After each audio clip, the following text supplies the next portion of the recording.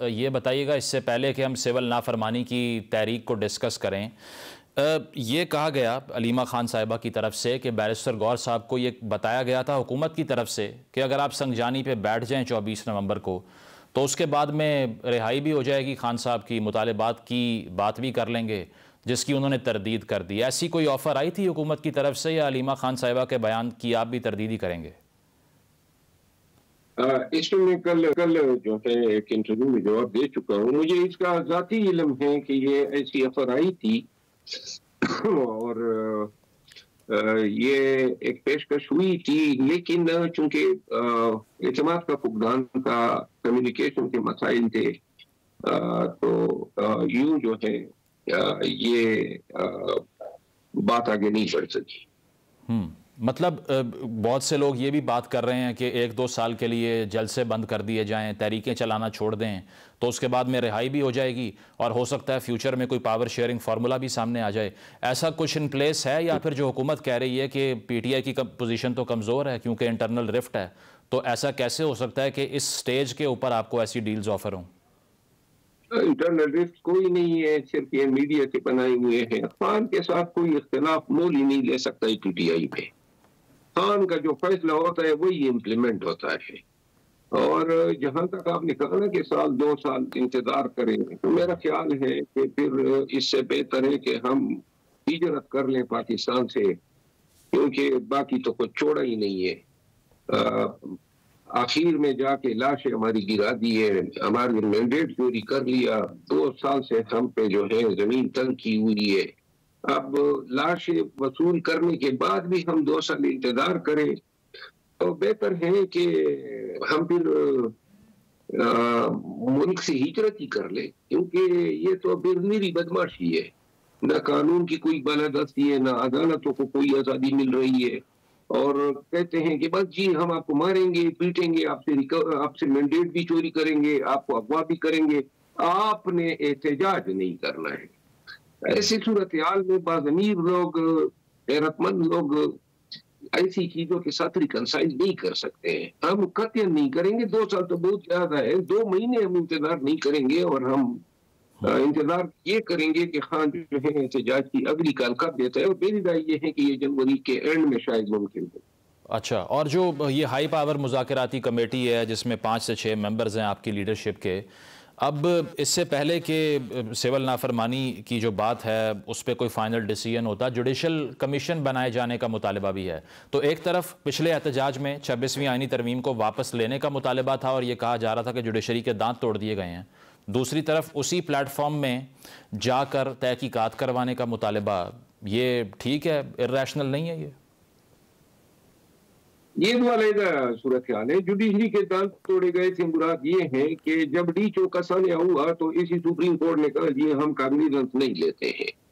اب یہ کوئی معمولی واقعہ نہیں تھا، پاکستانیوں کو مارا گیا تھا، ریاستی اداروں نے مارا تھا، گولیاں چلا کے۔ سپریم کورٹ سے کوئی 2 منٹ پیدل وہ جائے وہ ہوا ہے، پوری دنیا نے دیکھا، ملکی جگنسائی ہوئی،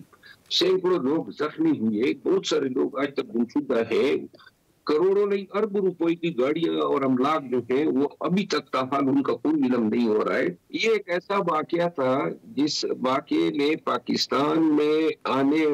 والے وقتوں میں سیاسی جدوجہد اور جمہوریت کے حوالے سے تمام پارٹیوں کو ڈرایا ہے، کیونکہ آج پی ٹی آئی کے ساتھ ہوا ہے، یہ کسی بھی دوسری پارٹی کے ساتھ ہو سکتا ہے، اور کون سی پارٹی جو ہے ایسے حالات میں اپنے ورکروں کے ساتھ پرامن احتجاجی تحریک چلائے گی؟ تو لہٰذا اگر آج اس کی باس پرس نہیں ہوتی ہے اور جوڈیشری نے یا سپریم کورٹ کے آئینی بینچ نے کہا جی ہم نہیں لیتے ہیں کاغنیزنس، تو لہٰذا کیوں نہیں لیتے ہیں اس کی کوئی وجہ نہیں ہے۔ اس سے بڑھ کے کون سا پبلک سگنیفیکینس یا اہمیت کا معاملہ ہو سکتا تھا؟ جہاں تک جوڈیشل کمیشن کا تعلق ہے، جوڈیشل کمیشن نے تو یہ تعین کرنا ہے، گورنمنٹ دعوے کر رہی ہے کہ جی ہم نے تو فائل ہی نہیں کیا ہے، کوئی مرا ہی نہیں ہے، اور ہم کہہ رہے ہیں کہ جوڈیشل کمیشن، کیونکہ یہ پولیس ان کے ہاتھ میں ایک اعلی کار کے طور پہ استعمال ہو رہی ہے، یہ کیا انویسٹیگیشن کرے گی؟ خود اسی پولیس ان ملزمان میں شامل ہے جنہوں نے گولیاں چلائی، تو لہٰذا نہ انہوں نے ہمیں لاشیں دی، اسپتالوں تک رسائی نہیں کی، वरसा को उठाया, लोगों को बयान देने पे मजबूर किया कि ये अपने लाशों के और अपने शुहदा के हवाले से ये बयान दे कि पीटीआई के लोगों की फायरिंग से, और हद ये कर दी कि इन तमाम वकूए के और कताल और जो जख्मी हुए और जो दींगा बरसती हुई, ये तमाम दावेदारी भी हम तमाम दावेदारी और दहशतगर्दियों के दर्जनों FIR किए। तो लिहाजा अब जुडिशल कमीशन जो है दूध का दूध पानी का पानी कर देगा। ये जुडिशल कमीशन से मुराद ये होती है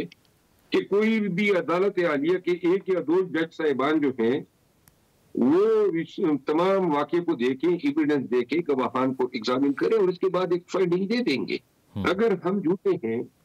तो गवर्नमेंट जो है विंडिकेट हो जाएगी, और अगर हुकूमत झूठी है तो कम से कम ये इकरार कर ले और खून बहा दे जो जिन पाकिस्तानियों का इन्होंने खून बहा है। सही। चलें, ये मुज़ाकराती कमेटी जो है, इससे पहले तो क्लियरली स्टेट किया गया था अलीमा साहिबा की तरफ से कि बात सिर्फ इस्टेब्लिशमेंट से होगी, खान साहब ने ये मैंडेट दिया है। अब उमर अयूब साहब कह रहे हैं इंसान हो या फरिश्ता हो सबसे बात करने को तैयार हैं। इससे ये मुराद लें कि नून लीग की हुकूमत से बात करने के लिए आमादा हो गए हैं आप? अब मेरा ख्याल है कि हमें सियासी बयानात के हवाले से पाकिस्तान तहरीक इंसाफ की सियासी क़यादत के बयानात को जो है अहमियत देनी चाहिए, क्योंकि खान ने ये मैंडेट जो है अपनी पॉलिटिकल पार्टी की पॉलिटिकल लीडरशिप को दिया है। किन से बात करनी है, उमर अयूब खान की बात की मैं तायीद करूंगा। ये बात जो है शायद अगर पाकिस्तान में जो बिगड़ते हुए हालात और सूरत हाल हैं और जिस अनारकी की तरफ हम जा रहे हैं, जो पहले से तवाइफुल मलूकी का हाल है, तो इस तमाम सूरत हाल में और बिलखसूस जब मईशत के हवाले से अब सोचा जा रहा है कि बाइकाट होगा, तो फिर बातचीत जो है उन तमाम स्टेक होल्डर से होने चाहिए जो पाकिस्तान के सियासी फैसले करने में अपना हिस्सा, अपना वजूद, अपना रेशो रखती है। अच्छा, और इसके अलावा ये जो बॉयकॉट के बारे में आपने बात की या सिविल नाफरमानी की तहरीक की बात की, कहा यह जाता है कि 2014 के धरने में भी यही तर्ज अमल था, कंटेनर पे खड़े होकर बिल जला दिए गए थे, लेकिन 126 दिन आप बैठे भी रहे, उस वक्त इस्टेब्लिशमेंट के हवाले से भी सूरत हाल आपके लिए साजगार थी, हुआ कुछ नहीं, हासिल कुछ नहीं हुआ। तो इस बार तो जो पावर्स दैट बी हैं वो भी आप ये खुद कहते हैं कि वो हमारे साथ नहीं हैं और हमें कॉर्नर किया जाता है, तो फिर ये सिविल नाफरमानी की तहरीक कितनी इफेक्टिव हो सकती है? ये तो अगर हतमी फैसला हो जाता है, क्योंकि अभी तक मेरा ख्याल है कि हतमी फैसला नहीं हुआ है, और पार्टी और खान साहब जो है पाकिस्तान में अव्वल नंबर पे रेमिटेंसेस के हवाले से अपील कर देते,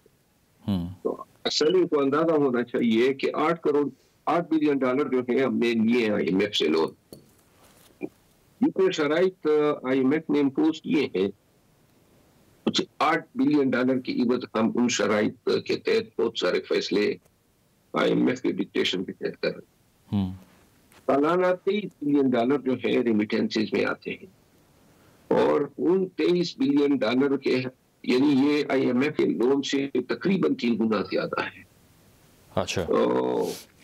जो पाकिस्तान के अंदर अवाम है और पाकिस्तानी जो बाहर है ओवरसीज, वो मुतनफ़र हो चुके हैं इस निज़ाम से, ये तर्ज हकूक उमरानी से, ये ज़ुल्म जबर से। तो अगर ये कल जाती है और ये रेमिटेंसेस खुदा नफ़ा से रुक जाती है, तो फिर न IMF सहारा दे सकता है और न कोई इनका दोस्त मुल्क जो है वो पाकिस्तान की हेल्प कर सकता है, क्योंकि पाकिस्तान की मईशत चल रही है रेमिटेंसेस पे। ये जो लोन्स हैं, ये लोन तो सिर्फ कैरी फॉरवर्ड हो रहे हैं। हमारी मईशत जो है वो रेमिटेंसेस के ताबे है, और इसका कोई इलाज, कोई तोड़ इनके पास नहीं है। आपका इशारा इस जानिब है कि दोबारा से इस मरतबा आप ये ऐलान कर सकते हैं कि हवाला हुंडी से पैसे भेज दें, जिस पर बहुत तनकीद हुई कि अगर आपका सियासी इख्तलाफ है तो रियासत को नुकसान पहुंचाना तो नहीं बनता। फिर is it an act of a statesman? रियासत जो है वो अगर आप देखें ना सही मानों में, जिस अंदाज में ये 2 सालों से पाकिस्तानियों के साथ पेश आ रही है, पार्टियों की वफादारियां तब्दील करने के लिए अगवा करना, मारना, पीटना, चैनलों पे पेश करना, फिर जो है मैंडेट बड़ी डटाई और बेशर्मी से चोरी करना, और इन चोरी शुदा मैंडेट के साथ वज़ीर आज़म اور وزیر اعلیٰ پنجاب اور یہ بنانا، یہ حکومت یا ریاست اس طرح نہیں کرتی ہے. ریاست دشمن قوت اس طرح کرتی ہے یا مافیات اس طرح کرتے ہیں. تو لہذا اگر وہ ریاست دشمنی نہیں ہے جو عوام کے حقوق کے ساتھ ہوا، عدلیہ پہ انہوں نے کاری ضرب لگا کے عدلیہ کو تقریباً دیرنگی کر دیا ہے، اور یہ جو ہے ریاست دشمنی ہو گئی، اور وہ جو ہوا پوری دنیا میں جگنسائی ہو رہی ہے، حتیٰ کہ جا کے پاکستانیوں پہ گولیاں چلا دی، وہ ریاست دشمنی نہیں ہے. اور یہ ریاست دشمنی ہے میرے خیال میں اگر وہ سب جائز ہے تو پھر یہ بھی حد درجہ جائز ہے.